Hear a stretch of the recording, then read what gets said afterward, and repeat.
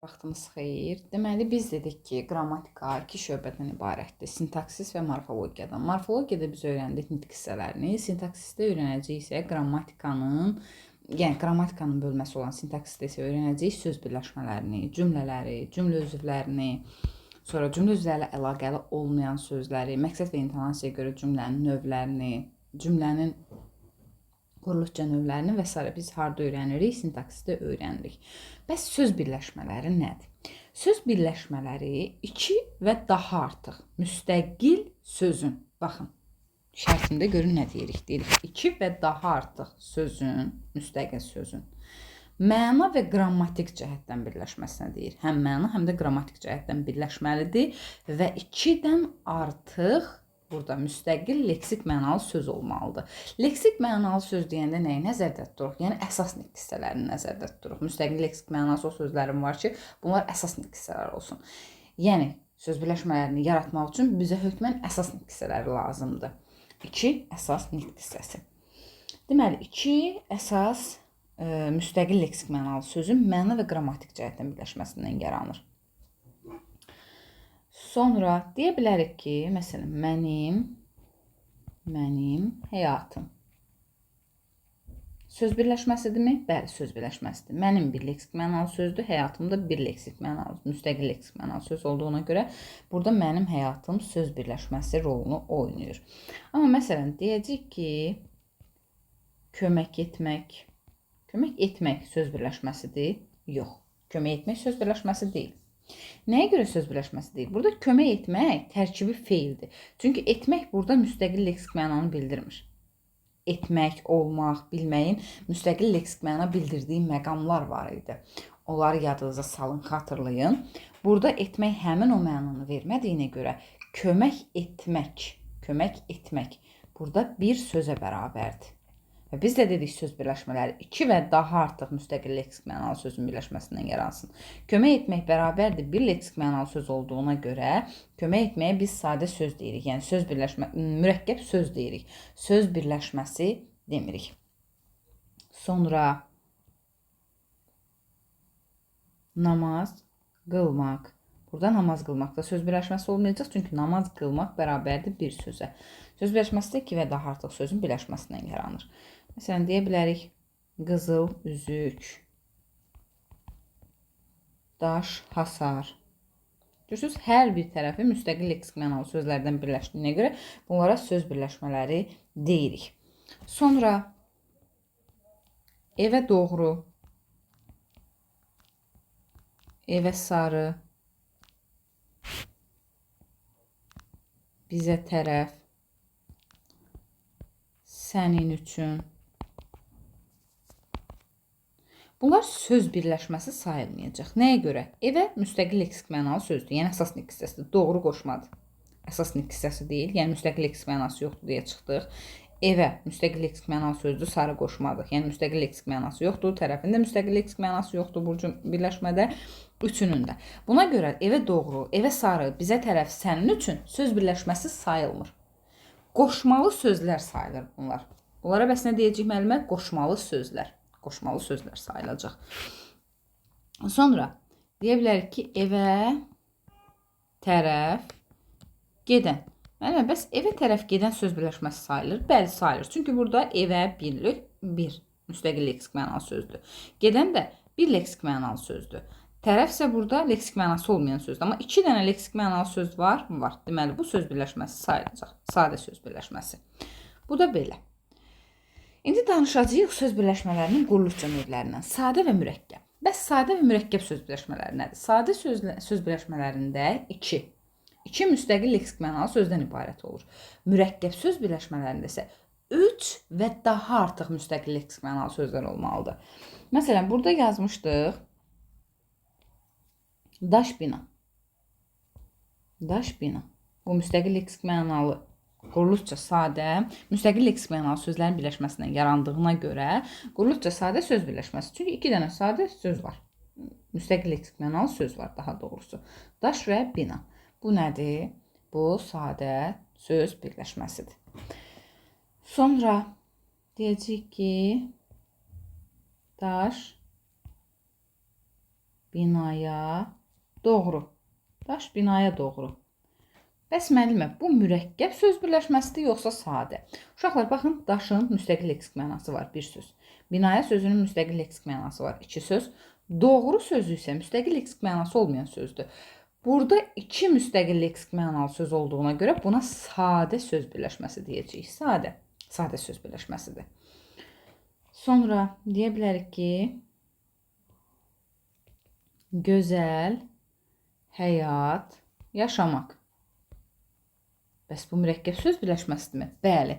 Gözəl bir müstəqil leksik mənalı söz, həyat 2, yaşamaqda 3. 3 müstəqil leksik mənalı söz olduğuna görə buna da deyəcəyik mürəkkəb söz birləşməsi. Sonra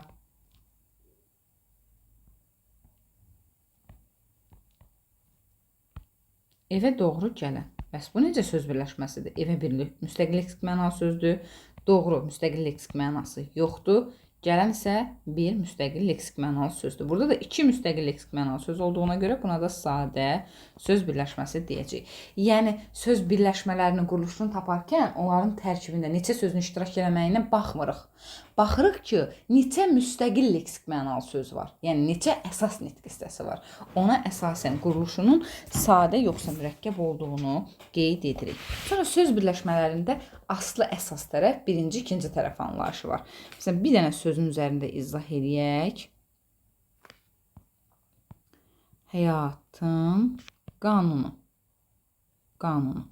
Uşaqlar, həyatın qanunu söz birləşməsidir və birinci gələn sözə birinci tərəf deyirik, ikinci gələn sözə ikinci tərəf deyirik. Baxın, birinci, ikinci tərəfdən söhbət gedirsə, birinci tərəfimiz, birinci gələn tərəfimiz, yəni birinci sözümüz birinci tərəfdir, ikinci sözümüz ikinci tərəfdir. Yox, əsas və aslı tərəf anlayışlarına gələndə ikinci olanımıza əsas tərəf deyirik, əsas tərəf. İkinci tərəfimizə əsas, birinci tərəfimizə aslı deyirik. Deməli, aslı əsas tərəfindən söhbət gedəndə ikinci tərəfimiz əsasdır, birinci tərəfimiz aslı tərəf adlanır. Bu da belə. Sonra danışacağıq söz birləşmələrinin quruluşca növləri nə idi? Söz birləşmələrinin növlərindən. Söz birləşmələri iki yerə bölünür. Söz birləşmələri iki yerə. İsmi birləşmə, feili birləşmə. İsmi birləşmələr, feili birləşmələr. Baxın, sərbəst söz birləşmələri bölünür iki yerə. İsmi birləşmələrə, feili birləşmələrə. İsmi birləşmələr əsas tərəfi adlarla. Əsas tərəf dedik, hansı tərəfdir? İkinci tərəf. Əsas tərəfi adlarla. Adlarla deyəndə bura sifəti, zərfi, sayı, ismi və isimləşmiş sözlərə aid edirik. Bunlarla ifadə olunarsa ismi birləşmə deyirik. Yox, feillə ifadə olunarsa, yəni əsas tərəfi tərsiflənməyən feillərlə ifadə olunarsa, buna nə deyəcəyik? Feili birləşmə deyəcəyik. Məsələn, ismi birləşməyə nümunə göstərək. Gözəllər, gözəli. Gözəl qız. Uca insan.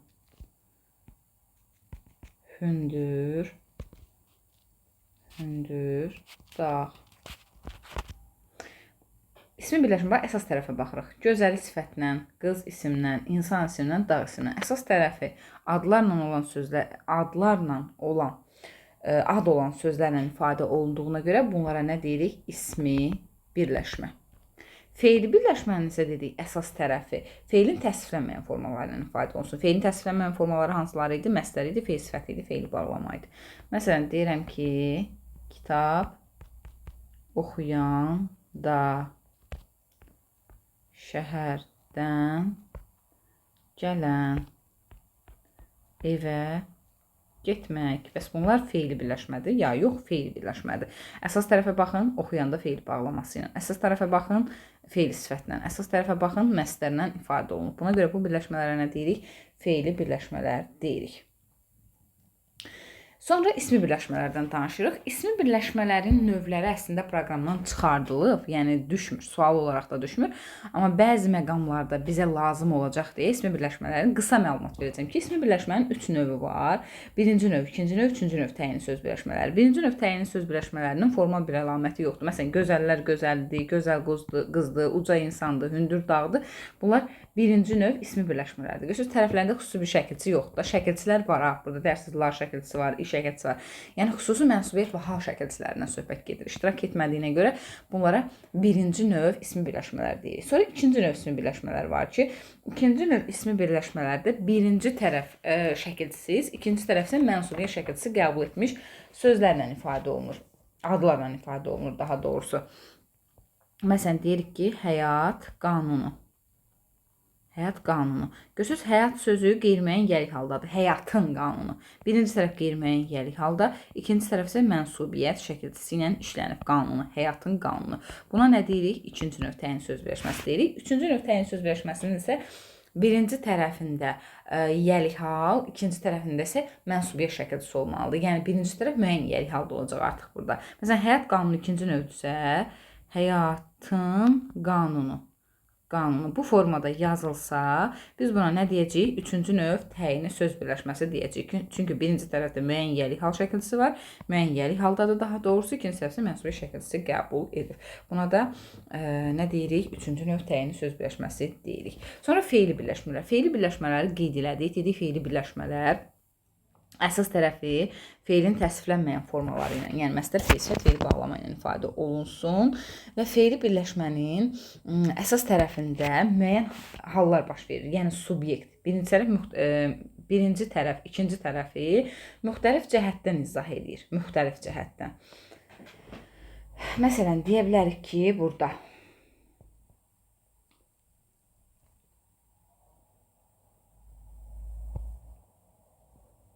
kəndə gedən. Burada görürsünüz subyekt var. Yəni hərəkətin subyekti. Subyekti məsələsi var. Kəndə gedən bir şəxsdən danışılır da. Sonra hərəkətin kəmiyyətini bildirmək, məsəl üçün az danışmaqdan danışmaq. Görürsünüz burada az nədir? Kəmiyyət bildirir. Yəni miqdarını bildirir ki, nə qədər danışsın. Sonra hərəkətin tərzini bildirə bilər. Pis oxuyan. Pis oxuyanda. Pis oxuyanda. Məsələn, burada pis nəyi bildirir? Tərzini bildirir. Və s. də, yəni müxtəlif cəhətdən izah edə bilər. Baxacağıq birinci tərəf hansı cəhətdən izah edirsə, o məqama da toxunacağıq. Və bu fe'li birləşmələrin tərkib yaratma məsələsi var. Ümumiyyətlə, tərkib yaratmaq nədir? Tərkib yaratmaq haqqında danışaq, sonra tərkiblər haqqında məlumat verək.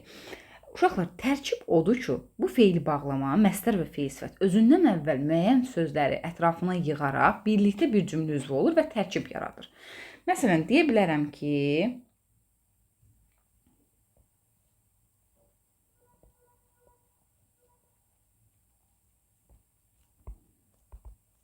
həyatda birinci olmaq arzusudur. Nədir? Arzusudur. Nə arzusudur? Baxın, nə arzusudur? Həyatda birinci olmaq. Görürsünüz, dövdə mübtəda oldu.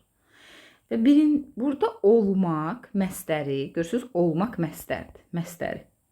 Özündən əvvəl birinci və həyatda sözlərini də ətrafında birləşdirərək bütövlükdə cümlənin bir üzvü oldu və nə əmələ gətirdi? Tərkib əmələ gətirdi. Tərkib. Sonra başqa nümunələr üzərində də göstərək.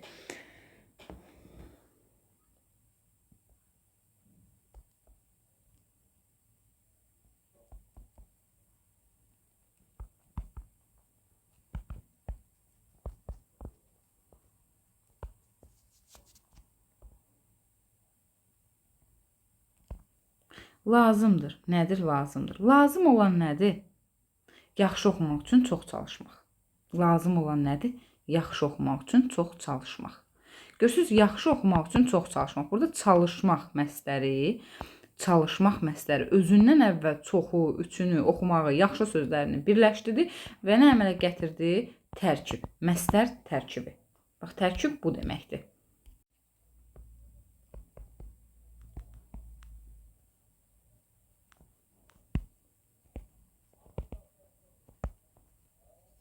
Çox gec yatanda yorğun oluram.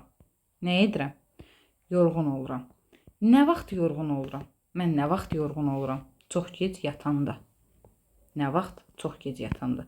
Görürsünüz, burada yatanda fe'li bağlaması özündən əvvəl gec və çox sözləri ilə birlikdə bir cümlə üzvü olduğuna görə, bir suala cavab verdiyinə görə burada tərkib yaratdı. Yəni fe'li bağlama tərkibi yaratmış oldu. Fe'l sifət də həmçinin bunlar kimidir.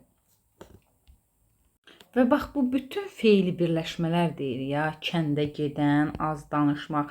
Bax bu feili birləşmələr cümlədə artıq tərkib yaradırlar. Yəni biz elə feili birləşmələrə tərkib də deyə bilərik. Tərkib. Çünki burada həyatda birinci olmaq nədir? Elə feili birləşmədə əsas tərəfi olmaq sözü ilə ifadə olunub. Baxın, olmaq feili ilə. Birinci olmaq daha doğrusu. Birinci olmaq feili ilə ifadə olunub. Bir tərəfində də, aslı tərəfində də həyatda sözü var. Deməli, bu nədir? Feili birləşmədir. Sonra yaxşı oxumaq üçün çox çalışmaq. Deməli, əsas tərəfi çalışmaq məsələri ilə ifadə olunub. Aslı tərəfi də yaxşı oxumaq üçün çox. Bax, bu sözlərlə ifadə olunub. Deməli, bu da nədir? Feili birləşmədir. Çox gec yatanda. Bu da feili birləşmədir. Əsas tərəf yatanda feili bağlaması ilə ifadə olunub. Özündən əvvəlki sözlər ətrafına da yığaraq nə yaradıb? Tərkib yaradıb. Yəni feili birləşmələr cümlədə nədir? Bütün feili birləşmələr cümlədə təbii ki, tərkib yaradırlar. Tərkib yaratma rolunda çıxış edirlər. Ümumiyyətlə belə deyə bilərik də qısa olaraq. Feili birləşmələrə cümlədə biz elə tərkib də deyirik. Yəni, məsəl üçün, orada əsas tərəfdə feil sifət varsa, feil sifət yaradıbsa, biz ona cümlədə nə deyəcəyik? Feil sifət tərkibi deyəcəyik. Görürsünüz, əsas tərəfində yatanda feil bağlamasıdır. Biz cümlədə buna nə deyəcəyik? Feil bağlama tərkibi deyəcəyik. Tərkibi. Yəqin ki, aydın oldu. Və yaxud buna. Həyatda birinci olmağa cümlədə nə deyəcəyik? Deyəcəyik ki, məsdər tərkibi. Burada məsdər tərkibi iştirak edib. Sonra biz cümlədə xəbər keçəcəyik. Feil xəbərə, ismi xəbərə bölünür. Bu feili birləşmələr saydığa, məsdər, feil sifət, feil bağlamı ilə yaranır. Əsas tərəfi bunlarla ifadə olunduqda. Bu feili birləşmələr cümlədə feil xəbər olmayacaq. Ancaq ismi xəbər olacaq. İsmi. Yəni deyərsiniz, müəllim, feili birləşmədir. Niyə feil xəbər olmur? Bəli, feili birləşmələr. Cümlədə ancaq ismi xəbər olacaq. Feil xəbər ola bilmirlər. Sonra bir də feili bağlama və feili bağlama tərkibləri. Biz feili bağlamanı keçəndə dedik, zərf və feilin xüsusiyyətlərini daşıyır feili bağlama. Amma cümlədə yalnız nə olurdu? Zərflik rolunda çıxış edirdi. Və feili bağlama, istəyir feili bağlama tərkibi olsun. Cümlədə yenə nə olacaq? Zərflik rolunda çıxış edəcək. Başqa işləmə məqamı olmayacaq.